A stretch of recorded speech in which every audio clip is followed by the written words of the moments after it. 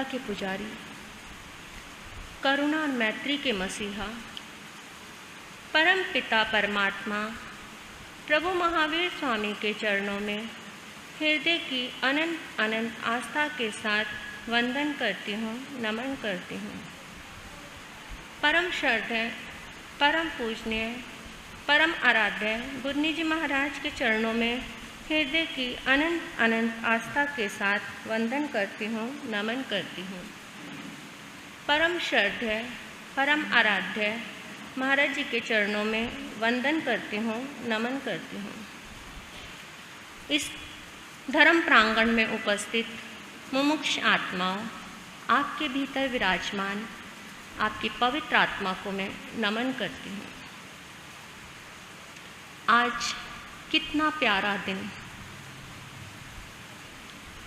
ये दिन बीते तो बरसों हो गए ना बरसों, लेकिन उस दिन को हम हर साल मनाते हैं। इस दिन को हर साल मना रहे हैं और वो दिन आज फिर आ गया, हमारा इतना प्यारा आज़ादी वाला दिन, 15 अगस्त। जब इस दिन का नाम सुनते हैं तो मन में कितनी खुशी होती है, कितनी उमंग होती है, एकदम मन प्रफुल्लित हो जाता है कि आज कौन सा दिन है? स्वतंत्रता का दिवस, स्वतंत्रता दिवस है आज। आज भारत आजाद हुआ, गुलामी की बेड़ियों से जो जकड़ा हुआ था वो मुक्त हो गया, हमारा भारत आजाद हो गया। सुनते ही मन इतना प्रसन्न से भर जाता है। बच्चा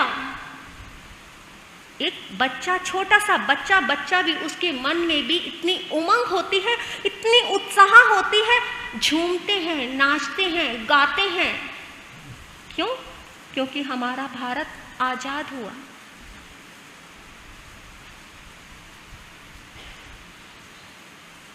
एक बार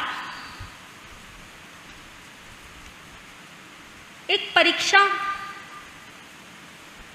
परीक्षा थी।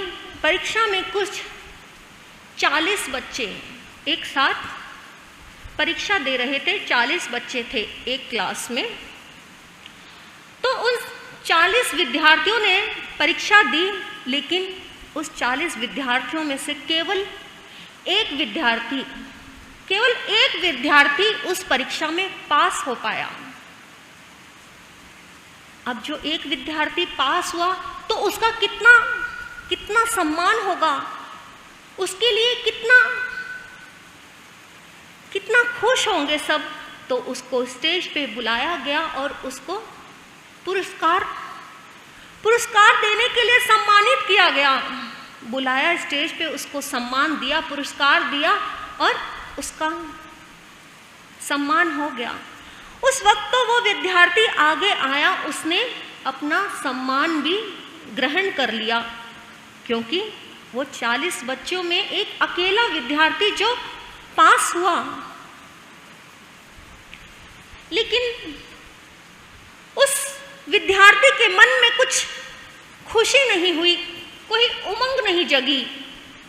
इनाम तो उसने लिया, लेकिन इनाम लेके घर चला गया, लेकिन मन में खुशी नहीं थी।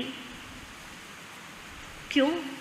अगर किसी को पुरस्कार मिले, कोई इनाम का हकदार बने और 40 विद्यार्थियों में अकेला एक विद्यार्थी इनाम का हकदार बनेगा तो खुशी नहीं होगी।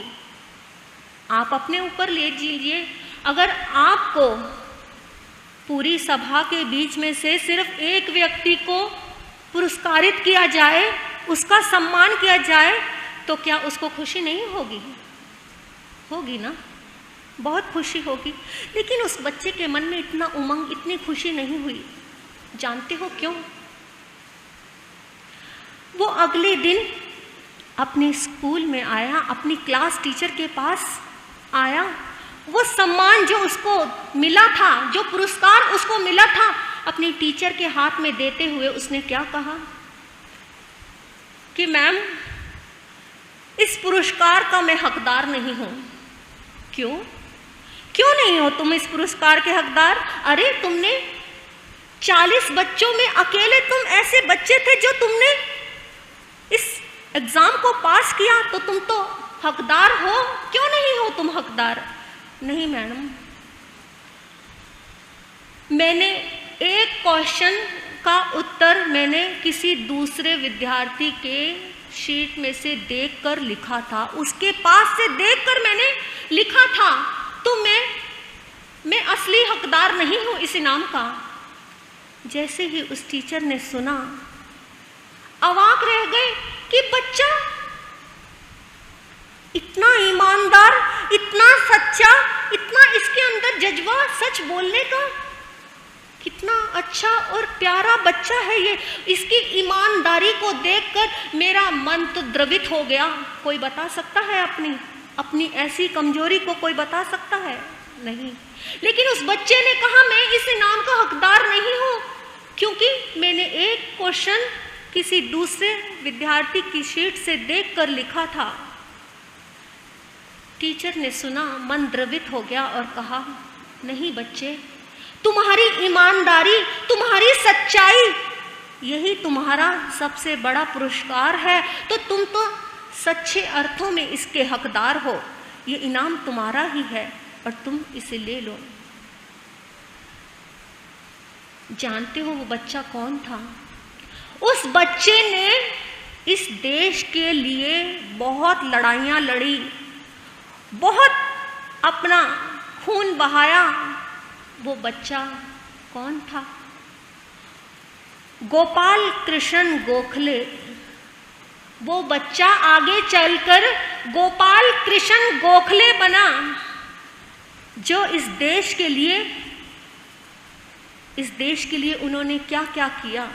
ऐसे बहुत सारे महापुरुष हैं, बहुत सारे वीर पुरुष हैं जिन्होंने इस देश के लिए मर मिटे, इस देश के लिए क्या क्या नहीं किया। अपना खून बहाया, अपने आप को इतनी बार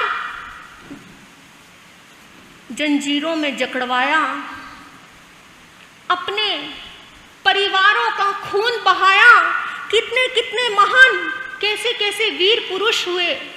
उन्होंने हमें आज़ादी तो दिला दी, हम आज़ाद तो हो गए। आज़ाद हो गए ना? हो गए हम सब आज़ाद, हो गए हम आज़ाद। लेकिन हम आज़ाद हैं? मैं आपसे पूछना चाहती हूँ, हम आज़ाद हैं? देश को आज़ाद करा दिया, अंग्रेजों को भगा दिया, तो क्या हम आज़ाद हो गए? लेकिन मुझे लगता है कि हम दूसरों से तो आज़ाद हो गए, दूसरों यानी अंग्रेजों से, और उनसे तो हम आज़ाद हो गए, लेकिन हम स्वयं के गुलाम हैं, स्वयं के गुलाम बने हुए हैं। पता है क्यों? क्योंकि मैं आज हर एक परिवार में, हर एक किसी से यही सुनती हूँ कि हम बाहर जाना चाहते हैं, है ना? हर परिवार बाहर जाना चाहता है कि हम विदेश जाना चाहते हैं, वहीं पर सेट होना चाहते हैं, वहीं पर कमाना चाहते हैं। आज हर व्यक्ति के मन में यही है, हर बच्चे के मन में यही है कि हमें बाहर जाना है, बाहर सेट होना है, और वहाँ पर अगर वहाँ का हमें कल्चर नहीं आया, वहाँ की हमें भाषा नहीं आई, वहाँ की अगर हमें लैंग्वेज नहीं आई, जो क्या इंग्लिश, है ना? अगर वहाँ की लैंग्वेज नहीं आई, वो इंग्लिश नहीं आई, तो क्या समझते हैं? अरे ये तो पिछड़ा हुआ व्यक्ति है, जिसको इंग्लिश ही नहीं आती, अपनी मातृभाषा को कोई भी अहमियत नहीं दी जाती अपनी मातृभाषा की। क्या कहते हैं? जब तक किसी व्यक्ति को इंग्लिश ना आती हो तो वो व्यक्ति पिछड़ा हुआ है, अरे कुछ नहीं, अनपढ़ सा है। क्योंकि आज हमारी मातृभाषा गौण हो गई है, सबको इंग्लिश चाहिए, विदेशी भाषा चाहिए, विदेशी कपड़े चाहिए, विदेशी जगह चाहिए, वहीं पर रहना है, वहीं पर खाना है, वही जीवन है। तो फिर क्या है? हम कहाँ के आज़ाद हुए? वो देशभक्त हमें आज़ाद तो करवा गए, लेकिन हम खुद के गुलाम बने बैठे हैं, हम स्वयं के गुलाम बने बैठे हैं। हम अपने आप को नहीं रोक पा रहे, अपने मन को नहीं रोक पा रहे। हमारा मन तो विदेशों में पड़ा है, मन विदेशों में पड़ा है। तो यहाँ पे रह के बस एक ये है कि हमें अंग्रेजों की गुलामी से हम आज़ाद हो गए। भाई हमारे ऊपर कोई हुक्म चलाने वाला नहीं है, लेकिन मन के तो गुलाम बने बैठे हैं। लेकिन हम तो चाहते हैं हम विदेश जाएं, हम यहाँ रहना नहीं चाहते। और कहते हैं कि ये भारत माता हमारी माता है ना, भारत हमारी माता है, माँ का दर्जा दिया है। माँ कितना प्यारा शब्द है, माँ का दर्जा दिया है इस भारत को। और जो हमारे घर में बैठी हमारी माँ है, क्या उसे कभी माँ माना है? क्या उसका मान सम्मान किया है? क्या उसके लिए कभी सोचा? हम सोचते कुछ नहीं है, लेकिन बस हम चल रहे हैं अपनी लाइन पर, अपनी उस लाइन पर चलते जा रहे हैं। जो समय आता है उसको मनाते हैं, जो त्योहार आता है मनाते हैं, परंतु उस त्योहार पर एक जोर नहीं देते कि ये त्योहार किस लिए मनाया गया। उन देशभक्तों ने अपना खून बहाकर हमें आज़ादी दिलाई, उन्होंने तो नहीं सोचा था। उन्होंने जब आज़ादी दिलाई थी तब उन्होंने सब चीज़ों का बहिष्कार किया था, अंग्रेजी चीज़ों का बहिष्कार किया था, बिल्कुल ख़त्म कर दिया था। वहाँ का ना कपड़ा पहनना, ना वहाँ की भाषा बोलनी, ना वहाँ का रहन सहन रखना। लेकिन आज वापस मानव सब कुछ वही लेके आ रहा है, विदेशी कल्चर ला रहा है, विदेशी भाषा ला रहा है अपने इस। तो फिर कैसा जीवन जी रहे हैं हम, क्या कर रहे हैं? कुछ सोचना चाहिए। हमें गुलाम नहीं होना, हमें आज़ाद होना है। अपने मन के गुलाम मत हो। अगर अपने मन के गुलाम बनकर रह गए तो हम आगे नहीं बढ़ पाएंगे। हमें ठीक है इस जीवन को चलाना है, लेकिन इस जीवन को चलाने के लिए बहुत सारी चीज़ें हैं, बहुत कुछ है, लेकिन गुलाम नहीं बनना, मन के भी गुलाम नहीं बनना। मन का जो गुलाम बन गया वो कभी भी आज़ाद नहीं हो सकता। सबसे बड़ा तो हमारा ये मन है, जो अगर इसने गुलाम बना लिया हमें अपना, तो इससे आज़ाद होना बहुत मुश्किल है। दूसरों से आज़ाद होना फिर भी आसान है, क्योंकि हमें पता है सामने वाला कैसा है, उससे हमें छुटकारा पाना है कैसे। लेकिन हमारा मन स्वयं खुद का गुलाम बन गया तो हम छुटकारा नहीं पा सकेंगे, क्योंकि हमें पता ही नहीं हम क्या कर रहे हैं। इसलिए अपने मन के गुलाम नहीं होना, और जो स्वतंत्रता, जो आज़ादी हमें मिली है उसे हमें हंस के जीनी है। प्रणाम करना है ऐसे महापुरुषों को, ऐसे वीर पुरुषों को जिन्होंने हमें आज़ादी दिलाई। तो हम भी उनकी राह पर चलकर आगे बढ़ें। जो उन्होंने हमें सीख दी, उस सीख में से थोड़ी सी सीख लें और आगे बढ़ जाएं।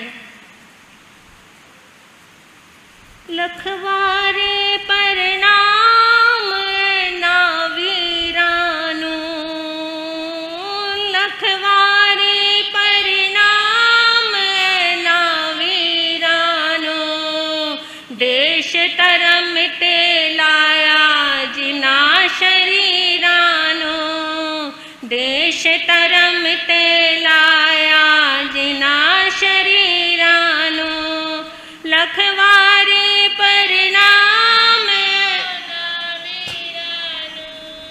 लखवारे प्रणाम ना वीरानु, देश धर्म ते लाया जिना शरीरानु, देश धर्म ते लाया जिना शरीरानु। लाख बार प्रणाम करती हूँ ऐसे वीरों को जिन्होंने अपना शरीर, अपना तन मन सब कुछ उस देश पर कुर्बान कर दिया। तो हम भी इस मातृभूमि के लिए अपना सर्वस्व कुर्बान कर दें। हम भी इस मातृभूमि से प्रेम करें। इस मातृ से प्रेम करेंगे तो उस ममतामयी माँ से भी प्रेम कर पाएंगे। तो इसी के साथ मैं अपने वक्तव्य को यहीं